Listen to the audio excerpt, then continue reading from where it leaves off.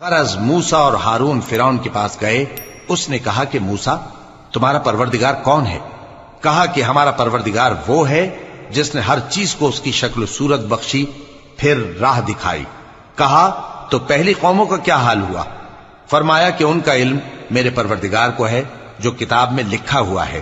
میرا پروردگار نہ چوکتا ہے نہ بھولتا ہے. وہ وہی تو ہے جس نے تم لوگوں کے لیے زمین کو فرش بنایا اور اس میں تمہارے لیے رستے بنا دیے اور آسمان سے پانی برسایا، پھر اس سے مختلف نباتات پیدا کی کہ خود بھی کھاؤ اور اپنے مویشیوں کو بھی چراؤ.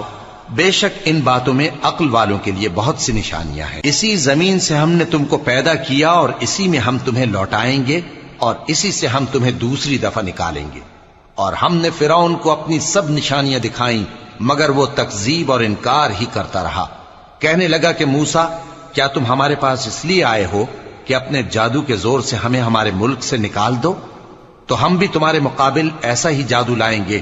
تو ہمارے اور اپنے درمیان ایک وقت مقرر کر لو کہ نہ تو ہم اس کے خلاف کریں اور نہ تم، اور یہ مقابلہ ایک ہموار میدان میں ہوگا. موسیٰ نے کہا کہ آپ کے لیے یوم زینت کا وعدہ ہے اور یہ کہ لوگ اس روز دن چڑھے اکٹھے ہو جائیں. تو فرعون لوٹ گیا اور اپنے سامان جمع کر کے پھر آیا.